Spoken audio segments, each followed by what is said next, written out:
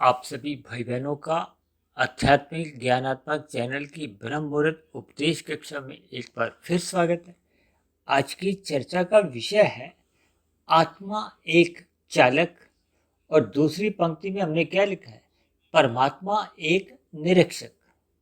इन दोनों पंक्तियों को तो देखिए हमने सफेद रंग से ही दर्शाया, क्योंकि आत्मा एक चेतन सत्ता है, ज्ञान स्वरूप सत्ता है, और जबकि परमात्मा एक परम सत्ता है। परमात्मा शब्द का जब हम संधि विच्छेदी करते हैं तो आत्मा शब्द भी उसमें आ जाता है, लेकिन आत्मा से पहले एक शब्द क्या आता है, परम आत्मा।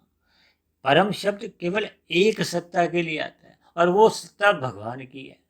क्योंकि परमात्मा तो देखिए कोई 2 4 10 20 नहीं है। ये तो परमात्मा के अलग अलग देखिए अवतार होते हैं। परमात्मा ने अपने अलग अलग स्वरूप बनाए हुए हैं, क्योंकि मनुष्य के अलग अलग स्वभाव हैं। मनुष्य को अलग अलग स्वभाव होने के कारण ही परमात्मा ने भी उन अलग अलग स्वभावों के अनुसार अपने अलग अलग स्वरूप रखे हुए हैं, ताकि किसी स्वभाव वाले को कोई स्वरूप पसंद आ जाए। क्योंकि परमात्मा की सत्ता से जुड़ना ही आपका हमारा एक उद्देश्य होता है। देखिए, आज संसार में विभिन्न प्रकार के एक विचारधारा हैं जिनको लोग धर्म कहते हैं। तो इस स्थिति विशेष से कोई अंतर नहीं पड़ता, क्योंकि हम सभी मूलभूत रूप से तो मनुष्य हैं। हम किसी भी धर्म विशेष से संबंध रखते हो, वो तो एक विचारधारा है। आपके हमारे जन्म लेने का जो कारण है, या जो स्थितियां हैं, या मरने की जो स्थितियां बनती है, कुल मिलाकर कोई किसी भी धर्म का हो, जन्म मरण की स्थितियां तो एक समान है। परमात्मा ने आपके हमारे जो एक स्थितियां बताई हैं, वो इनको ब्राह्मण, क्षत्रिय, वैश्य, शूद्र के साथ 4 वर्णों में संबोधित किया है, किसी धर्म विशेष के साथ नहीं जोड़ा। हम सभी भाई बहन प्रकृति के 3 गुणों से कैसे कैसे जुड़ते हैं। देखिए, प्रकृति की ये 3 गुण ही आपको ब्राह्मण बनाते हैं, क्षत्रिय बनाते हैं, वैश्य बनाते हैं, शूद्र बनाते हैं। हालांकि इस पर भी तकरीबन हमने 1.5-2 वर्ष पहले एक बहुत बड़ा वीडियो तैयार किया था। लेकिन आज की चर्चा का आपका मेरा जो मूल उद्देश्य क्या है, वो जो आत्मा एक चालक के जो दाएं और बाएं हमने दो एक लाल रंग के जो चिन्ह लगाए हैं, जो कि इंग्लिश के एल है। एल का मतलब क्या होता है, देखिए लर्निंग। ये एक साधारण शब्दों की भाषा तो सभी मनुष्यों को ही पता है, विशेष रूप से देखिए शहरों में रहने वाले। क्योंकि आप अक्सर सड़क पे कभी कभार ऐसी स्थितियां देखते हो ना, कि कोई कार के पीछे ये एल के निशान लगे हुए हैं। कुछ भाई बहन जो अभी कार चलाना नहीं जानते, तो वो किसी की निगरानी में कार चलाना सीखते हैं। तब ऐसी स्थिति में देखिए, कार के आगे के शीशे के आगे, या कार के पिछले शीशे पे, या कहीं और भी देखिए एल के निशान आपको पढ़ने को मिल जाते हैं, और ये सदा ही लाल रंग से होते हैं, क्योंकि लाल रंग थोड़ी खतरे की निशानी होती है।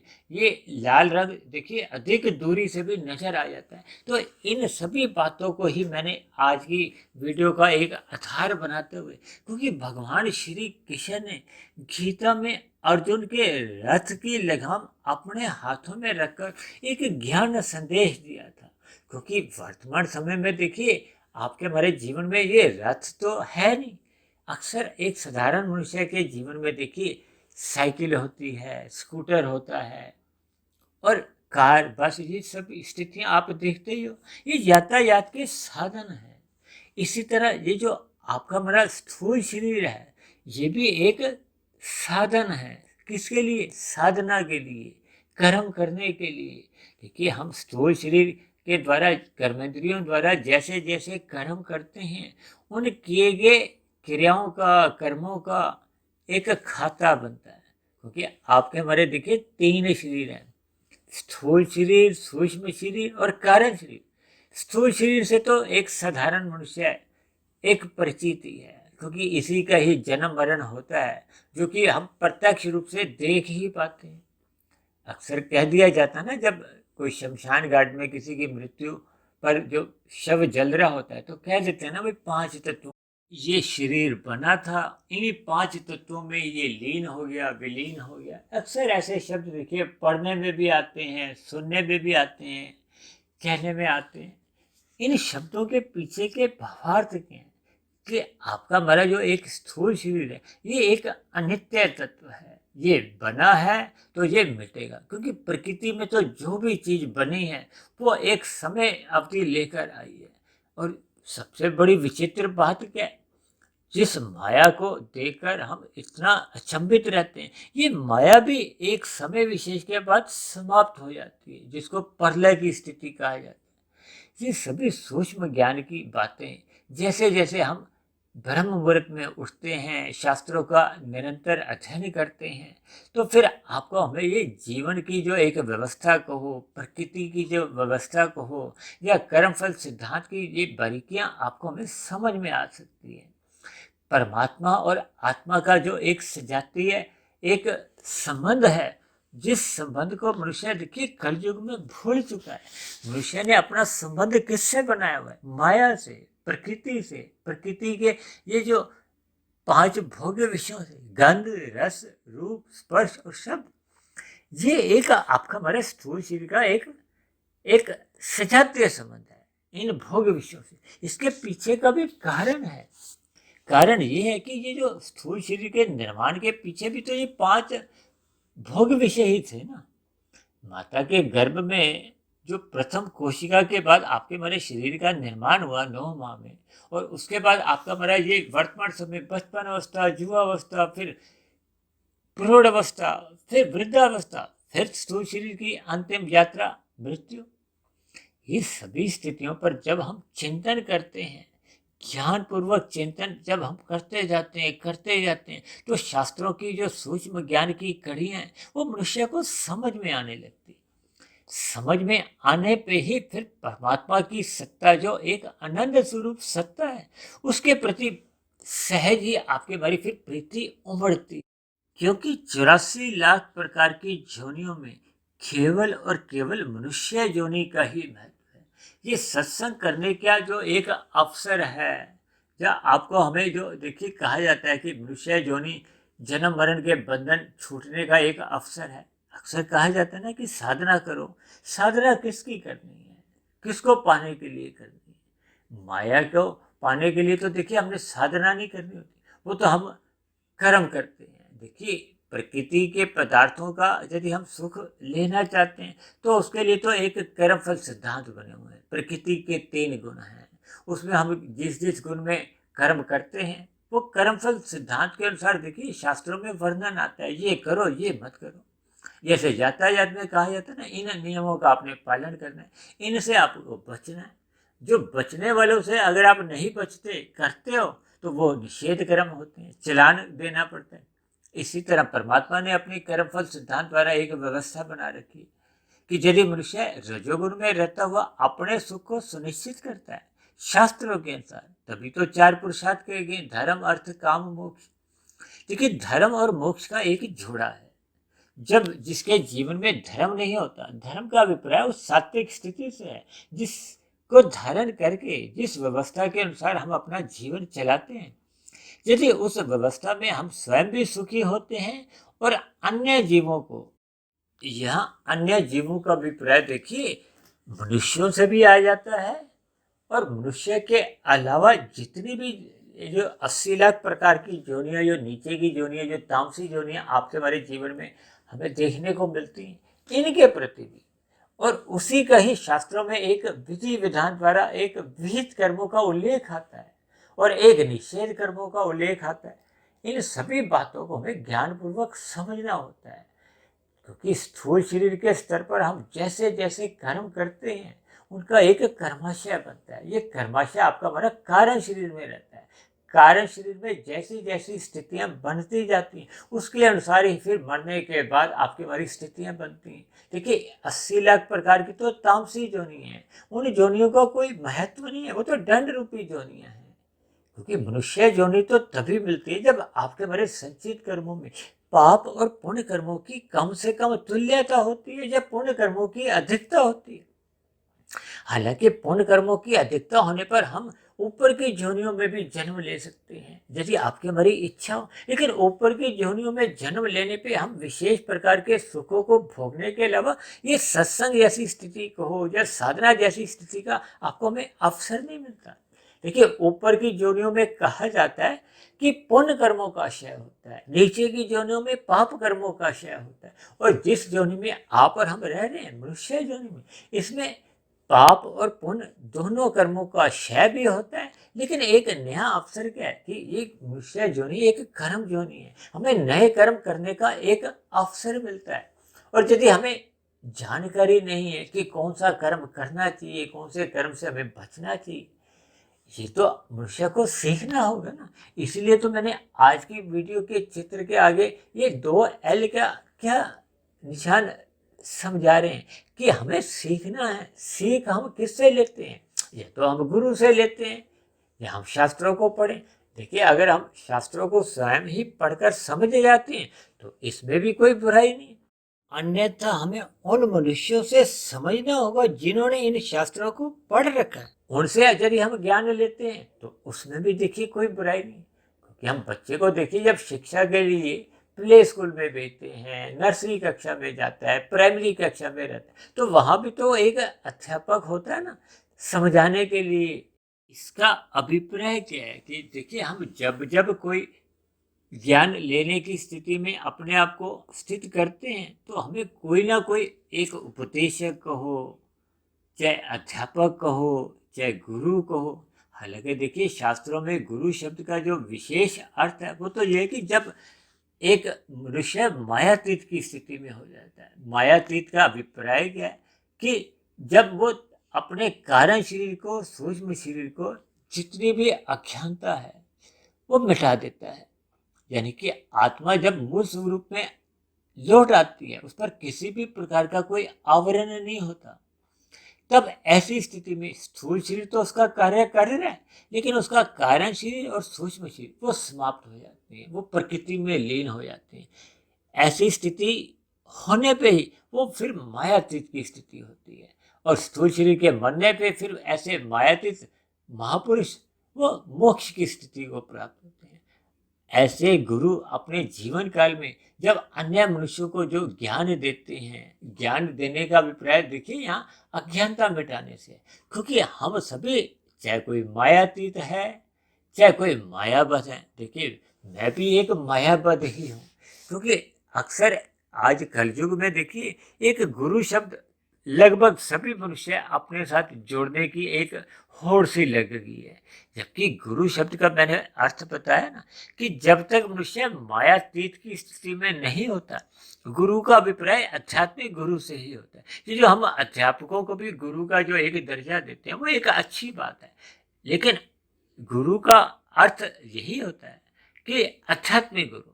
हालांकि गुरु शब्द का जो शाब्दिक अर्थ है वो भी यही है कि जो आपके हमारी अज्ञानता मिटाता है। चाहे हमें देखिए कोई अध्यापक गणित का ज्ञान देता है, चाहे कोई विज्ञान का ज्ञान देता है, चाहे खेल कूद का कोई हमें ज्ञान देता है, किसी भी प्रकार का कोई देखिए ज्ञान जब हम लेते हैं, चाहे वो भौतिक हो चाहे आध्यात्मिक हो, उसको हम अध्यापक कहें, गुरु कहें, वो एक साधारण शब्दों में हम कह सकते हैं। लेकिन मूलभूत रूप से गुरु का अभिप्राय आध्यात्मिक गुरु से होता है।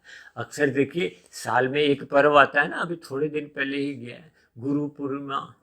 उसको गुरु पूर्णिमा का जो एक त्योहार पर मनाया जाता है वो वेद व्यास जी के जन्मोत्सव के रूप में कहो, जयंती के रूप में कहो। क्योंकि शास्त्रों का जो मूल ज्ञान है, जैसे वेदों को भी उन्होंने 4 भागों में एक क्रमबद्ध तरीके से बांटा, महाभारत लिखा। अब देखिए ना गीता के प्रकरण में आपको ध्यान होगा, जो महाभारत का धारावाहिक भी था तो उसमें वेद व्यास जी के एक पूरा घटनाक्रम दिखाते। तो उन्होंने विभिन्न प्रकार की एक सात्विक साहित्य को एक दिशा दी, क्रमबद्ध तरीके से लिखा। और शास्त्रों में तो ऐसा भी मेरे पढ़ने में आया है कि उन्होंने अपने जीवन काल में गणेश जी द्वारा ही ये सारे के सारे ग्रंथ लिखवाए।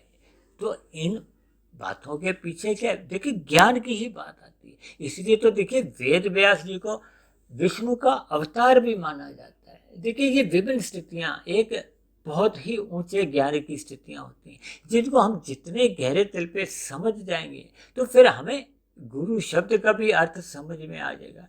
क्योंकि गुरु का अभिप्राय मायातीत महापुरुषों से भी। और मैं भी जो देखिए प्रतिदिन परमात्मा की प्रेरणा से कहो या गुरुओं के आशीर्वाद से कहो, जो कुछ बातें मेरे शास्त्रों को पढ़ने से समझ में आई हैं, मैं आप सभी भाई बहनों को एक मित्र के नाते, तभी तो मैं अपने नाम के साथ क्या जोड़ता हूँ, एक आध्यात्मिक मित्र। कभी मेरी स्थिति भी देखिए आप सभी भाई बहनों जैसे मायाबद्ध की ही है, लेकिन ज्ञान के स्तर पर हम जितनी जितनी एक शास्त्रों का अध्ययन करते हैं, ब्रह्म मुहूर्त में उठने का संस्कार बना लेते हैं, शास्त्रों में कही गई बातों पर हम शोध करते हैं, शोध करते करते फिर परमात्मा की प्रेरणा अपने आप ही हमें मिलने लगती है। वैसे भी एक नियम है कि हम जिस दिशा की ओर अपना ध्यान लगाते हैं, फिर वहीं का ज्ञान हमें सहज ही मिलने लगता है। अब देखिए मेरी स्थितियां कुछ ऐसी होती है कि मैं दिन में भी अपनी भौतिक स्थितियों में आध्यात्मिक ज्ञान ही ढूंढता हूं, जिसके फलस्वरूप ये जो लर्निंग वाली गाड़ी से भी मैंने एक वीडियो बनाने का एक ज्ञान लिया। हालांकि भगवान श्री कृष्ण ने अर्जुन के रथ को भी स्वयं अपने हाथों में लेकर यही एक संदेश दिया। देखिए वर्तमान समय हम सभी भाई बहनों के पास कुछ ना कुछ वाहन होते हैं, तो जैसे हम देखिए कार चलाना सीखते हैं तो एक निरीक्षक साथ वाली सीट पे बैठा होता है, वो हमें समझाता है कि ऐसे गाड़ी चलानी है, ये क्लच दबाना है, सामने देखना है, ये मतलब विभिन्न स्थितियां देखिए एक समझने के लिए आप समझ ही सकते हो कि इन सभी बातों से हम एक ज्ञान ले सकते हैं। इसी तरह भगवान श्री कृष्ण ने गीता के माध्यम से हम सभी भाई बहनों को अपने जीवन को कैसे कैसे चलाना है, कैसे कैसे जीना है, इसके बारे में ज्ञान दिया है। देखिए गीता में 18 अध्याय हैं, जिसमें 13वें और 14वें अध्याय में ये जो प्रकृति के 3 गुण हैं, तमोगुण, रजोगुण और सतोगुण, ये कैसे कैसे कार्य करते हैं, इन गुणों के क्या लक्षण हैं, किस गुण से हमें जुड़ना चाहिए, किस गुण को हमने एक मर्यादा में रखना है और किस गुण से हमने एक अपने एक विमुखता रखनी है। इस सभी ज्ञान की कड़ियों को हमें अपने गुरुओं से समझना होता है। हमें ब्रह्म मुहूर्त में उठकर उन समझे हुए ज्ञान को एक चिंतन करना होता है, तभी वो आपके हमारे व्यवहार का हिस्सा बनता है कि हम किस गुण के साथ कितना जुड़े, क्योंकि सतोगुण एक प्रकृति का शुद्धतम गुण है, इससे हमें जुड़कर ही लाभ होता है। क्योंकि स्थूल शरीर का जो नियंत्रण किसके पास है, मन बुद्धि के पास है। जैसे आपके बारे देखिए 3 शरीर है ना, स्थूल शरीर, सूक्ष्म शरीर, कारण शरीर, फिर आत्मा, फिर परमात्मा। ये सभी स्थितियों को हमें क्रमबद्ध तरीके से समझना चाहिए। ये जो स्थूल शरीर है ये किसको देख के अपनी क्रियाएं करता है, ये जो प्रकृति के जो विषय भोग हैं, ये विषय भोग देखिए जड़ हैं। इन विषय भोगों को सुख लेने के लिए ही मनुष्य अपनी क्रियाएं करता है, और क्रिया करने वाले को यदि ज्ञान ही नहीं है तब ऐसी स्थिति में देखिए वो कार्य उल्टे सीधे होते हैं। अब हमारी गृहिणी जो खाना बनाती है उसको खाना बनाने का ज्ञान होता है, इसलिए वो स्वादिष्ट खाना बना पाती है। इसी तरह हमें भी अब अगर स्वादिष्ट खाना बनाना तो हमें खाना बनाना सीखना होगा। इसी तरह हम अपने जीवन में देखिए इस स्थूल शरीर द्वारा सही सही कर्म कर सकें, इस स्थूल शरीर का सदुपयोग करते हुए हम साधना आरंभ कर सकें, इसके लिए हमें गुरु की आज्ञा में देखिए आत्मा के साथ मैंने एक चालक शब्द जोड़ा, परमात्मा के साथ एक निरीक्षक शब्द इसीलिए जोड़ा है क्योंकि अप्रत्यक्ष रूप से तो देखिए आत्मा ही मन बुद्धि को प्रेरित करती है, मन बुद्धि फिर स्थूल शरीर के यंत्र को प्रेरित करता है, यानी कि कर्मेंद्रियों को या ज्ञानेंद्रियों को। लेकिन यदि आत्मा का जो मूल ज्ञान है वो प्रकृति के विषय भोगों ने ढक दिया है या उसको धुंधला कर दिया है, तब ऐसी स्थिति में देखिए वो आत्मा सही सही निर्देश दे नहीं पाती। इसीलिए तो कहा गया कि हमें सदा ही परमात्मा के अधीन रहना चाहिए, परमात्मा को अपना गुरु मानते हुए परमात्मा की सम्मुखता बढ़ानी होगी। परमात्मा का गुरु मानने का अभिप्राय है कि हमें अपनी सात्विक स्थिति बनाए रखना है, ज्ञान में स्थिति बनाए रखना है, ब्रह्म मुहूर्त में उठने का हमें एक संस्कार बनाना होगा, क्योंकि ब्रह्म मुहूर्त में परमात्मा द्वारा जितने भी हमें निर्देश दिए जाते हैं वो हमें साफ साफ समझ आ जाते हैं। दिन में देखिए रजोगुण की स्थितियां होती हैं, वो ज्ञान की बातें जो सूक्ष्म स्तर पे होती हैं वो मनुष्य को समझ नहीं आती। शाम को सूर्य डूबने के बाद मोहनात्मक स्थितियां होती हैं, मनुष्य को मोह की स्थितियां यानी कि स्थूल शरीर के स्तर पर ही विषय भोग अधिक अच्छे लगते हैं। तब ऐसी स्थिति में भी देखिए ज्ञान की चर्चाएं मनुष्य को एक अच्छी नहीं लगती। ऐसी दोनों ही स्थितियों में मनुष्य का फिर ज्ञान धुंधला बना रहता है। धुंधले ज्ञान में देखिए फिर आपके हमारी जीवन की गाड़ी सही सही काम नहीं करती। अक्सर आपने ये ऐसा महसूस किया होगा, जिनको देखिए गाड़ी चलाने आ चुकी होती है वो तो देखिए बातें करते हुए भी गाड़ी चलाते हैं।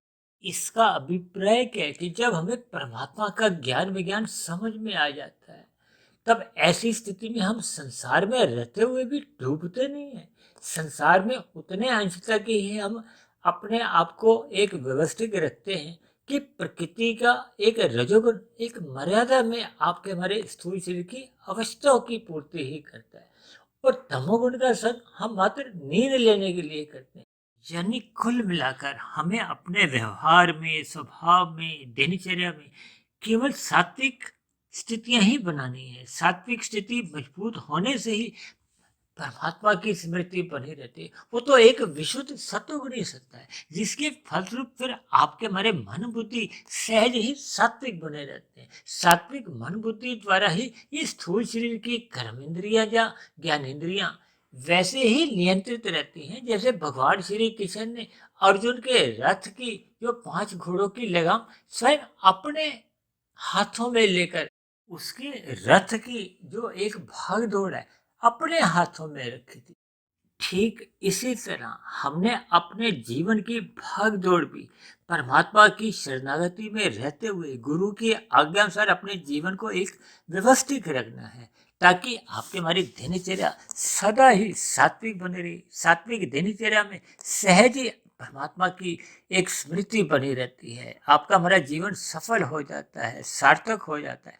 तो ऐसी सभी शुभ सात्विक स्थितियां हम सभी भाई बहनों के जीवन में भी बने। इन्हीं शुभकामनाओं के साथ आज की चर्चा विशेष को अब हम यही विश्राम देते हैं। शाम को फिर मिलते हैं संध्या बेला ज्ञान कक्षा में। तब तक आप अपने आध्यात्मिक मित्र सुधीर भाटिया फकीर को इजाजत दें। आप सभी भाई बहनों की सात्विक दिनचर्या निरंतर बने रहे, ताकि हमारे सभी क्रियाकलाप मरते दम तक परमात्मा की आज्ञा अनुसार ही, परमात्मा के दिशा निर्देशों के अनुसार ही सहज रूप से होते रहे।